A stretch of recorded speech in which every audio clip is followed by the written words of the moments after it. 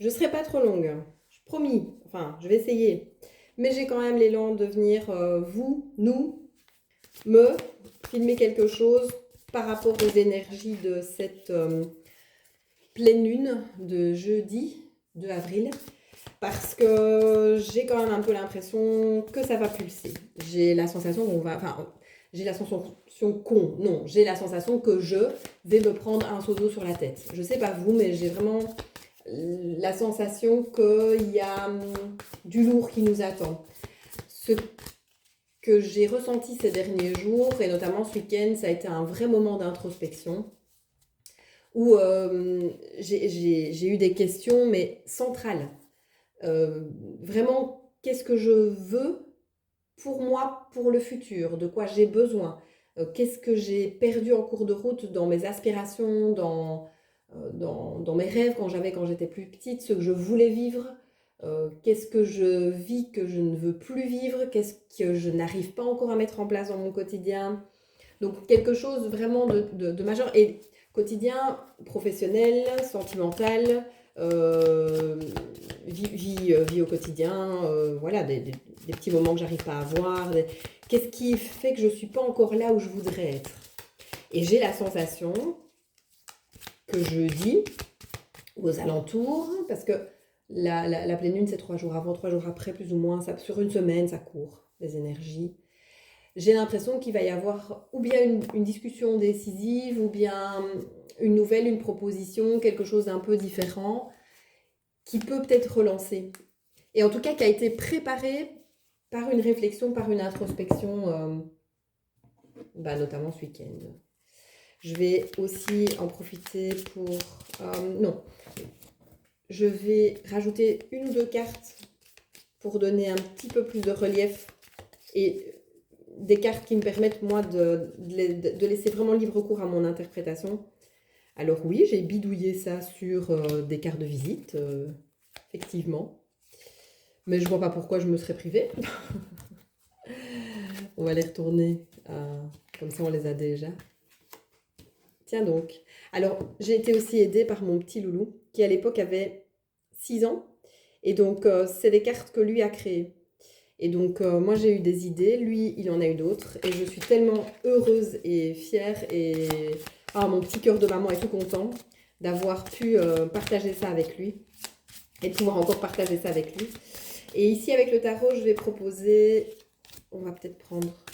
Je l'ai en 3 cartes. Un peu carte conseil. Pour traverser cette période, qu'est-ce qu'on nous conseille? Qu'est-ce que le tarot nous conseille pour traverser cette période? Donc, alors, les énergies pour cette pleine lune, on a la lutte. Bah tiens, qu'est-ce que je vous disais? Parfois, je dis que la vie, c'est pas koh hein. On n'est pas quand même obligé de se faire mal à tous les moments. On n'est pas obligé de subir. La vie, c'est pas une succession d'épreuves à traverser. Alors, ok, c'est pas tout rose et tout plein de licornes et de paillettes, mais c'est aussi pas que un combat. Il y a d'autres choses à espérer de la vie, tout de même. Et on a eu aussi la carte de la magie, je ne sais pas comment on peut l'interpréter, peut-être le fait de se questionner sur le relationnel, sur ce qu'on a envie de vivre en société, le fait d'aller chercher de la sororité peut-être, de la fraternité dans d'autres cas, le travail ensemble, le vivre ensemble, les relations de qualité, les relations où l'on donne comme on reçoit comme l'on donne, ou peut-être effectivement d'assainir, de sortir de la lutte dans du relationnel. Ah, peut-être ça, hein, cette conversation peut peut-être, effectivement, je vous parlais d'une conversation décisive, peut-être qu'il y a, ou il y aura peut-être une conversation punchy aussi, allez savoir. Mais en tout cas, je ne le ressens vraiment pas comme négatif. J'ai vraiment l'impression que ça va nous aider à y voir beaucoup plus clair. Et c'est confirmé avec une vraie transformation. La carte de la mort, je pense vraiment que... Alors, dans l'oracle G, elle est assez négative. Hein. C'est pas du tout comme dans le tarot, il y a cette idée de renouveau, mais j'ai quand même envie de l'interpréter comme quelque chose de positif, parce que je suis une éternelle optimiste, et c'est comme ça. Et c'est un message qui me va bien, en tout cas. Par rapport à ce que je ressens, il y a vraiment cette étape décisive, comme je vous disais, le seau d'eau. Ici, j'ai plus l'impression qu'il prend la tête sur la tronche. Et le fait qui pousse comme un masque. Et peut-être que c'est ça aussi derrière, on a peut-être perdu ce rapport à notre authenticité, à ce qui nous anime vraiment, à force de porter nos masques. Et de cette lutte que c'est en permanence, peut-être d'être quelqu'un d'autre, notamment face aux autres, hein, comment dire, les masques sociaux, hein. Je suis sûre que ça vous parle. Je suis persuadée que vous aussi, c'est le genre de choses qui vous pèsent et qu'il est peut-être temps justement d'en finir. Donc, la fuite de soi-même et davantage d'ancrage, davantage de stabilité, d'être, on dit, bien dans ses baskets, solide dans ses appuis. Ouais. Je regarde s'il y a quelque chose d'autre qui me vient, mais je pense que c'est un peu tout. Alors, le tarot nous conseille de faire, de faire confiance et de faire peu pour faire bien.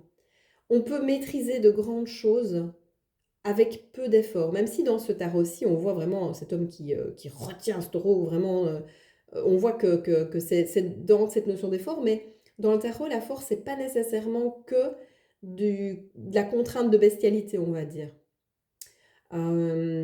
Ici, on a l'impression qu'ils sont à force égale. Je sais pas si... Est-ce que... Si je mettais pas ma grosse paluche devant... On a l'impression qu'ils sont à force égale et que ni l'un ni l'autre ne va remporter ce combat. D'équilibrer les forces. Peut-être c'est ça le message à recevoir.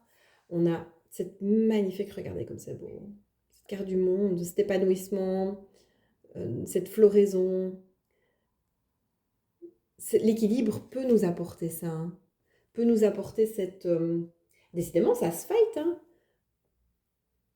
Le 5 de bâton, c'est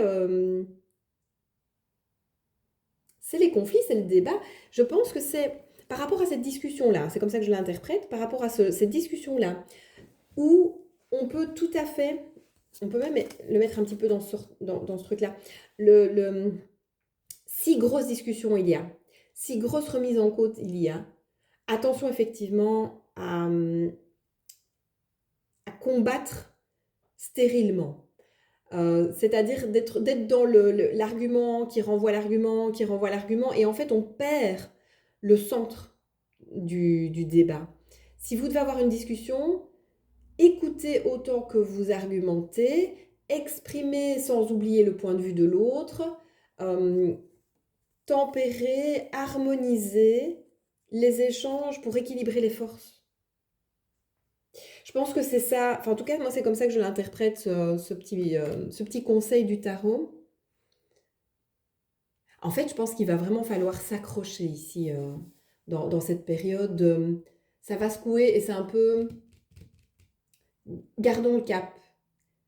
On sait que c'est pour du positif, on sait que ça va certainement débloquer des choses. Simplement, gardons, comment est-ce qu'on va dire? Essayons de trouver l'équilibre dans tout ça. En nous-mêmes, avec les autres, dans nos projets. Ah, comme dirait l'autre, joyeux Hunger Games, et que le sort vous soit favorable, mais je vous souhaite bon courage pour passer cette pleine lune. Et n'hésitez pas en commentaire à me dire si vous avez d'autres interprétations sur les cartes que je vous ai tirées, ce qui se passe pour vous pour le moment, comment vous traversez tout ça. Et ça me ferait vraiment plaisir de vous lire.